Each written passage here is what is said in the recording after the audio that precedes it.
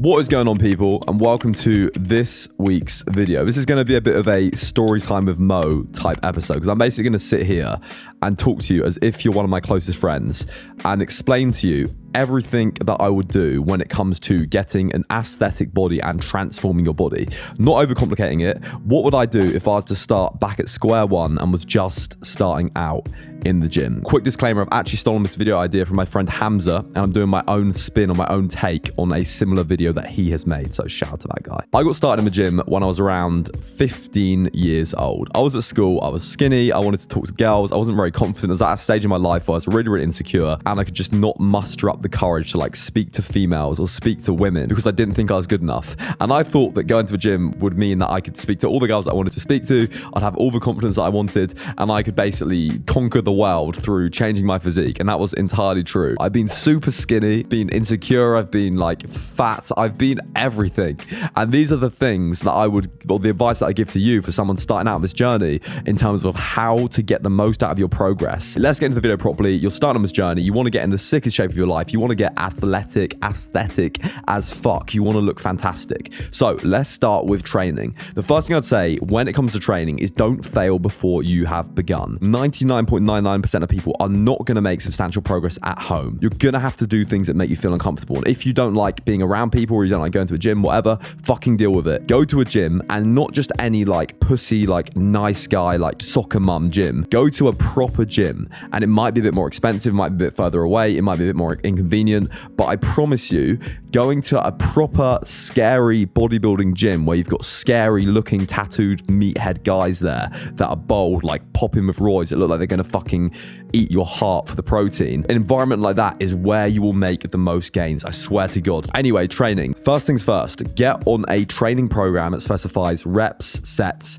everything, so you cannot go wrong. Loads of stuff online. You've got people like Jeff Nippard, Lane Norton, people that do science-based training, very good. So just have a little look online and you'll be able to pick one up. You do not need to train for 7 days a week. Anywhere between 4 to 6 is fine. I used to train for like 6-7 days a week. And what I failed to understand is the time when you're recovering, when you're resting, is the main time that you're growing, that is preparing you for those later sessions. So do not spend 3 hours in the gym. Do not train for 7 days a week, because you're probably going to hinder your progress, if anything. If you can only train 4 days a week, I'd suggest doing something like an upper lower split. 5 days a week, I'd suggest something like a push pull legs rest upper lower split. For 6 days a week, pull push legs rest pull push legs. I say pull push legs, not push pull legs, because then it gives your back a chance to rest between the leg sessions, which will also hit your back as well. What you're going to want to do in these training sessions is prioritize compound lifts, so big lifts that use multiple muscle joints. Things like you've probably heard of the big three, like bench press, deadlift, and squat. I don't actually really do any of those exercises, but the idea behind it is correct, as in like you want to be doing big movements like that. So make those key in your training programs, your training routine, those big movements that you're using multiple joints for. And the most important thing over everything when it comes to training to remember is progressive overload. Make sure that you're increasing the weight on the bar if you can every single week. If you're a bit more advanced, it might be a little bit slower. If you've progressed and then you stop progressing on a certain exercise, then you want to swap out the exercise for something similar. Recovery is a massive one, man. And one of the most overlooked things by myself and 99% of the fitness community is sleep. Sleep is so important when it comes to gaining muscle and losing fat as well, which I failed to realize. You want to be trying to get at least 8 hours a night sleep. I probably get about 7. People differ. And I would sacrifice getting up early and having like 3-4 hours sleep when I was at university, doing all this work to go to the gym before my classes. Now I would put sleep above training. If I have to get up early and miss out on sleep to train, it's probably not going to be worth it. So prioritize recovery, prioritize sleep, because it's those moments when you're not training, when you're recovering, which is when you can actually repair the muscle and grow. Next up, we have diet. So if they say you can't out-train a bad diet, and I completely fucking agree with that. You cannot out-train a bad diet. I'm looking at Hamza for his video that he made, and he was like, bro, I out-train a bad diet. You can't out-train a bad diet. Balls. Obviously, if you eat like one chip from McDonald's a day, like you're probably going to be fine. But if you're there having like a fucking Big Mac every single day, you're not going to look good. You're not going to feel good. So diet is very important. That doesn't mean you have to live like a metaphorical nun when it comes to dieting. It just means that make sensible food choices, have your fun, go out for a meal, go out for a drink with the boys, go to the festival, but don't do it every single day. So diet, how are we going to do it?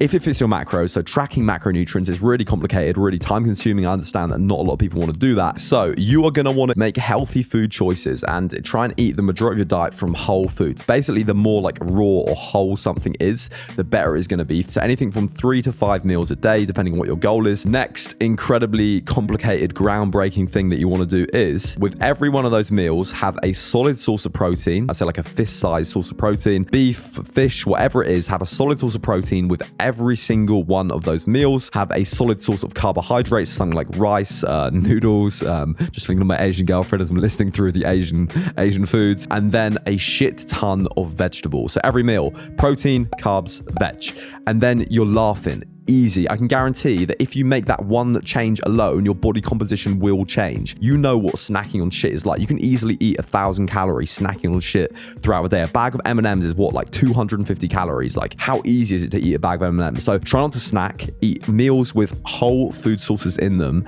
and then have your meals throughout the day at set intervals, and that is going to be all you need to do to begin with. Sure, if you want to be the next Mr. Olympia or a competitive bodybuilder, you're going to have to start to like really refine it and like look into it with a scalpel.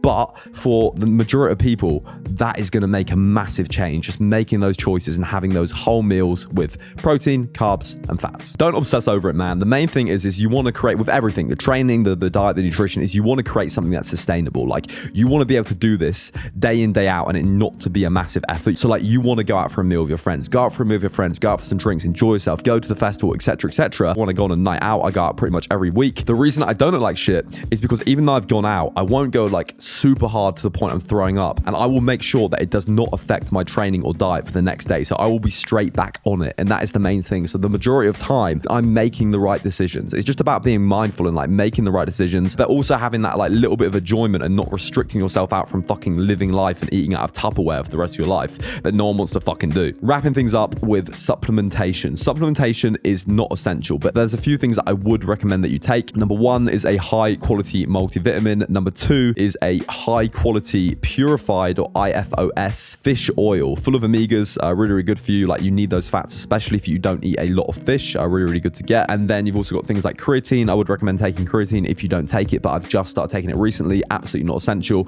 And then if you really want to, scoop a protein powder after you work out to get some more calories in or to get your protein up. That is everything I do when it comes to starting out training, transforming my body, and getting aesthetic and beautiful as fuck. Let me know if you like the video. Let me know if you'd add anything else. I'll reply to all comments in the first couple of hours when the video is published. So let me know what we're going to see next week. If you want to support me, as always, links in the description down below. VQ Clothing, big shout out to these guys. Literally all I pretty much wear 99% of the time. Peace out. I love you to bits. Thank you. Good night.